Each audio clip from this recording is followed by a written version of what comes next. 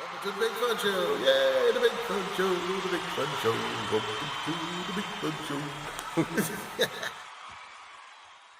Hello, and welcome to Will's Big Fun Show. Yeah, this is our big second edition of the Big Fun Show, and at the end of the first one, I asked for suggestions for what to do in future shows. And my nephew, Jamil Xavier McKinney, who lives in Cincinnati, emailed me right away and said, Uncle Will, why don't you talk about superhero movies? What were your favorites? What have been your favorites? Which ones are you looking forward to? You know, stuff like that. So I said, well, okay. All right, Jamil. Let's do that. So that's what this one's going to be about. Superhero movies. Well, if you think of superhero movies, I want to go back and kind of preface that, which that's kind of the way I do with superhero TV shows. Now, back when I was growing up, way back when, in the early 60s, way back, Superman, the Superman show, the Superman TV show with George Reeves. That was syndicated. I didn't see them in the original run, but I got to see them syndicated, and those were on pretty much every day. So I grew up a Superman fan.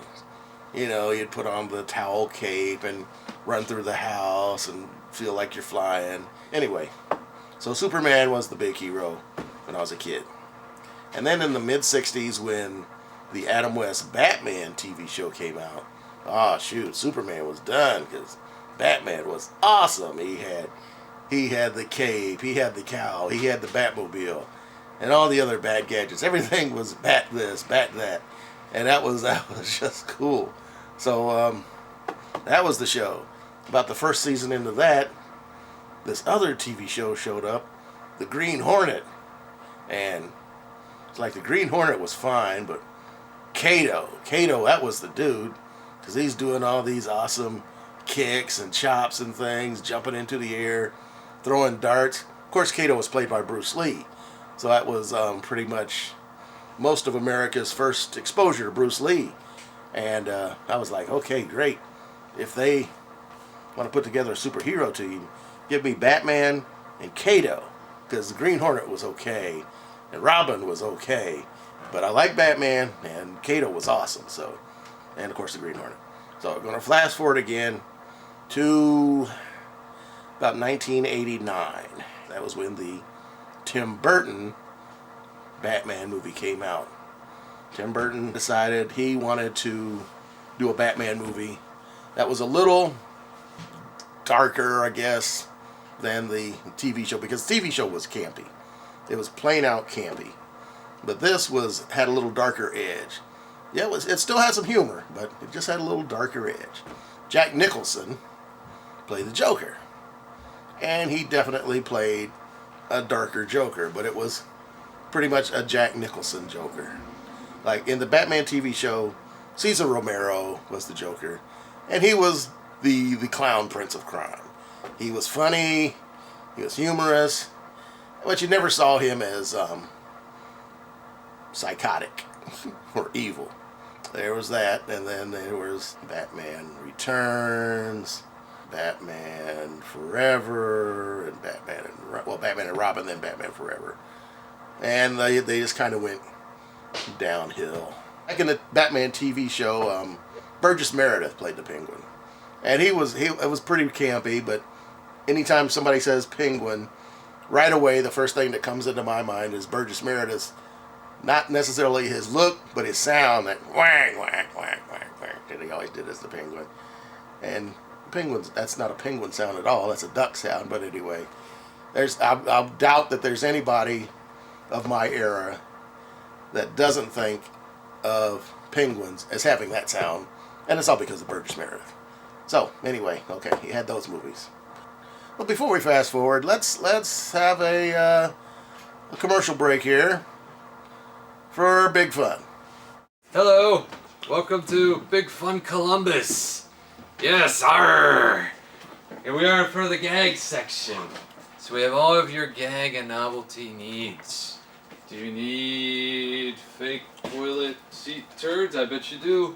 Who doesn't? Do you need an eye patch? Everybody does. All the cool kids are doing it. Do you need a beard of bees? I bet you do. Do you need a bacon-scented mustache? Get your dad one of these. Hurry up. Don't be late. Kids are getting credit cards these days. Come on in. We're open 7 days a week.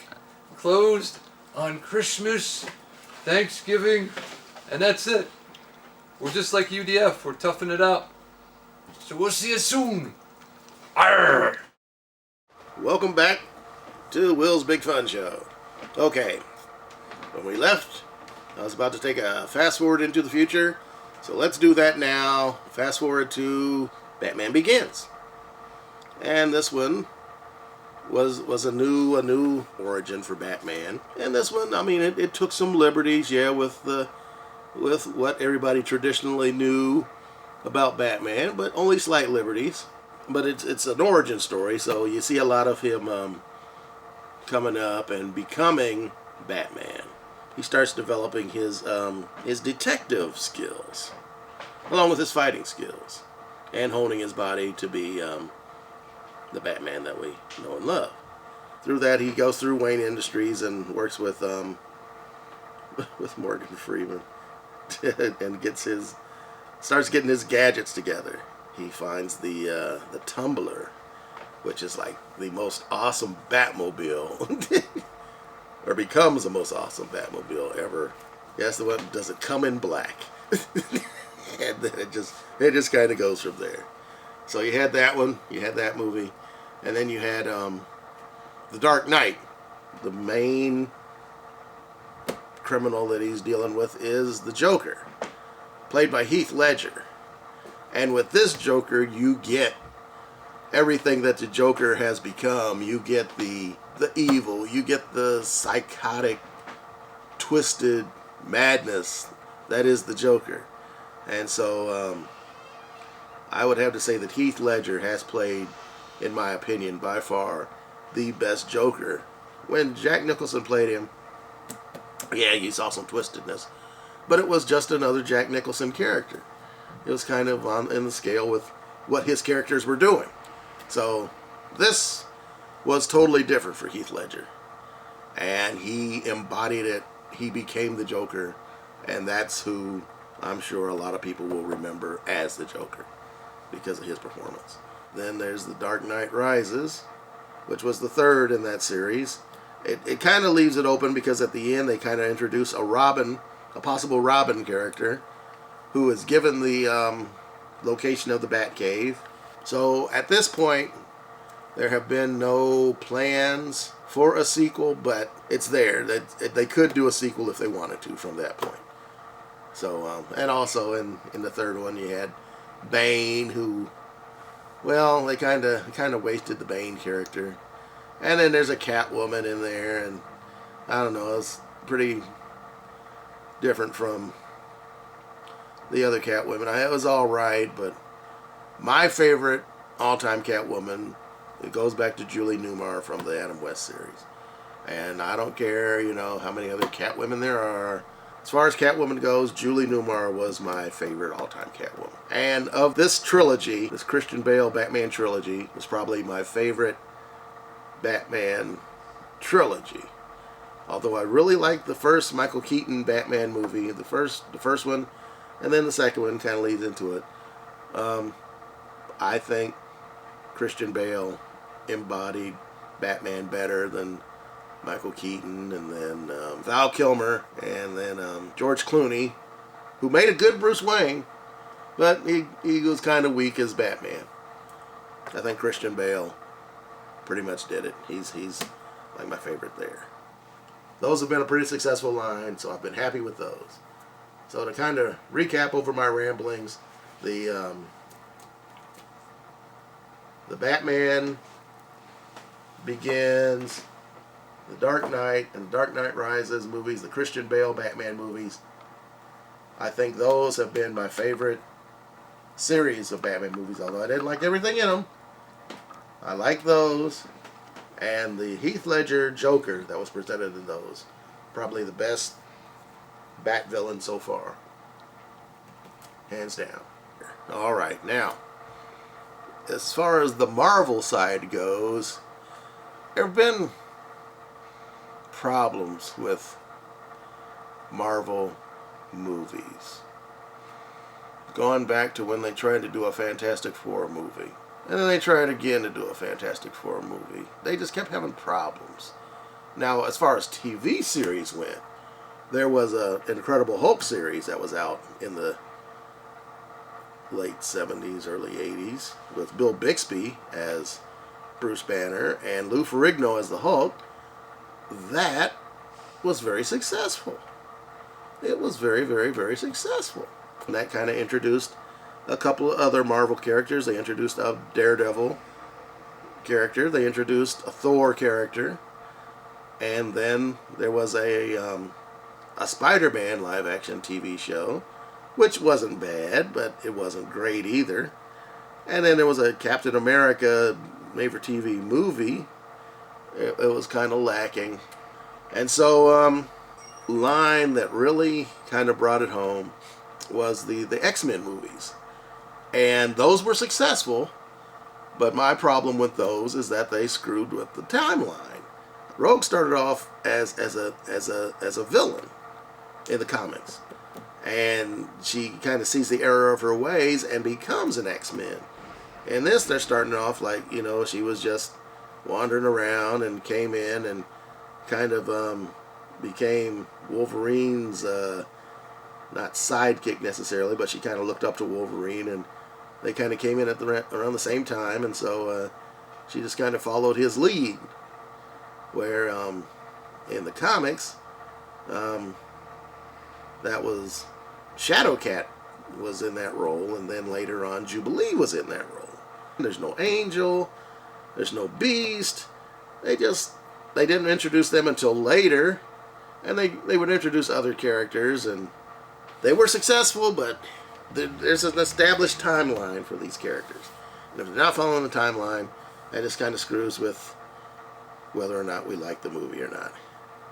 Okay, they did a couple of Fantastic Four movies, which, again, they kind of screw with the origin on there, and that kind of led to them not being as successful. They introduced the Silver Surfer, which they did a good job with him, but everything else just kind of fell through, so those weren't that good.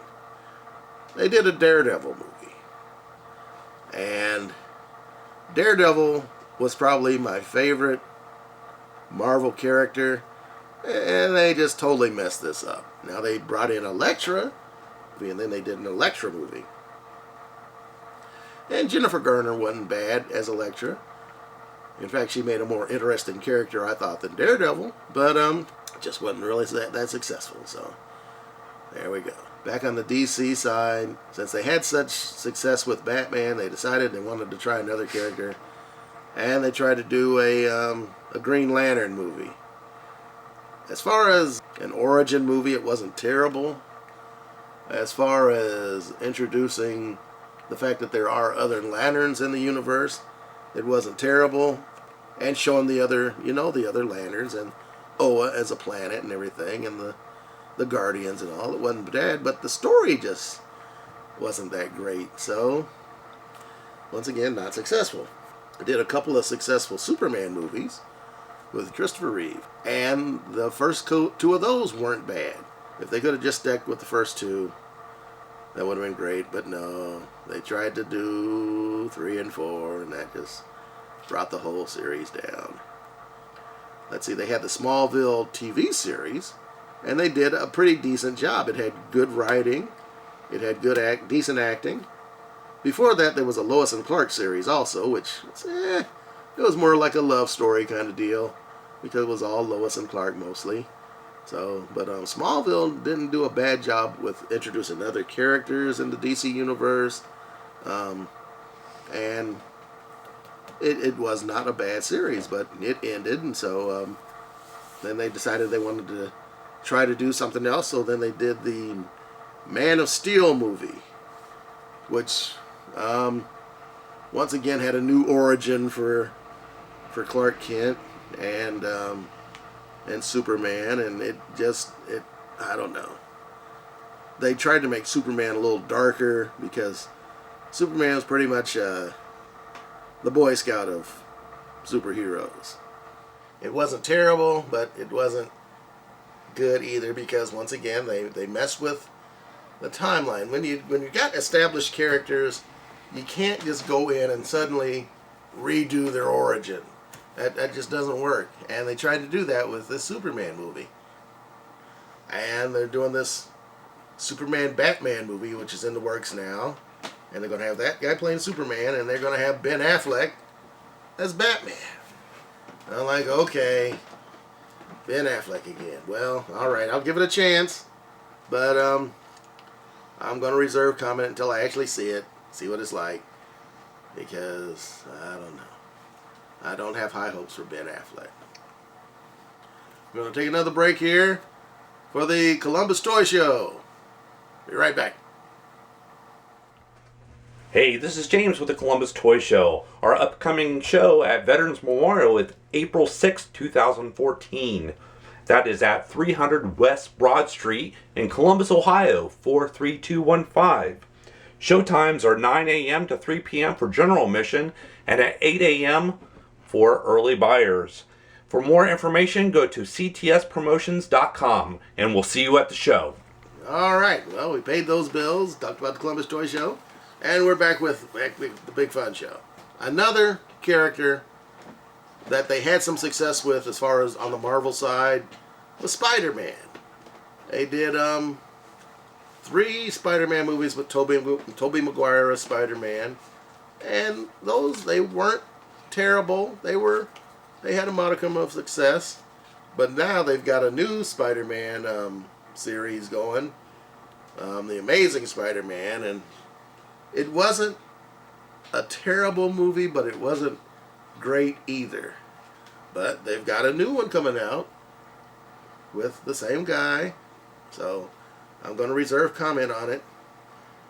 Now for another line that they've done with in Marvel, which has probably been their most successful line, I thought, so far. The Marvel movies leading up to the Avengers, and including the Avengers. The first Avengers movie, where they're trying to pull everybody together. They find Captain America, and they thaw him out. They bring in Thor, and they bring in Iron Man, and they bring in the Hulk. And so they eventually find a way to work together to do what they have to do. And that was probably been the most, this whole line of Marvel movies leading up to that, that's been a really successful line. They've done a real good job with it. They haven't screwed with the timeline too much to make it implausible. And it works. It really works. So I have to give that series a thumbs up because they just did a good job with it and it worked. Okay, so then you had a third Iron Man movie. You've had a second Thor movie. At this time, the second Captain America movie is coming up. It hasn't come out yet. I'm looking forward to it because they've just done such a decent job with these movies so far. They're probably my favorite Marvel movies because they've done such a good job with them. And it's something that the fans appreciate. Well, I appreciate it as a fan, but it's gotten a lot of fan appeal. And you don't have to be a fan to like these movies. I've known people that are not Marvel fans that have seen them, and they've liked the movies. So, they work. They've been great. Can't wait for the next one. So, well, Jamil, I hope that answers your questions as far as which ones I've liked, which ones I'm looking forward to, everything. And if not, then you can email me again and tell me what else. For the next Big Fun Show, if anybody out there has any suggestions about what they would like to see me do or talk about for that one, just drop me a line at, well, you can drop a line at Big Fun on Facebook, or once you see this, then you can find me on Facebook. Find Will Neal on Facebook.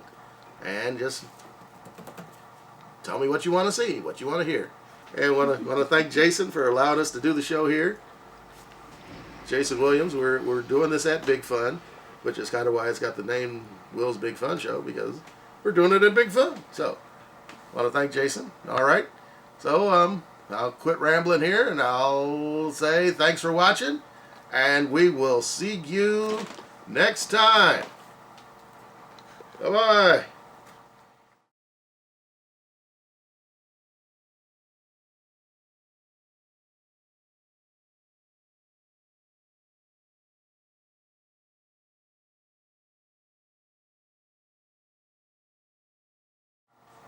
For the next Big Fun movie, or show, movie, listen to me.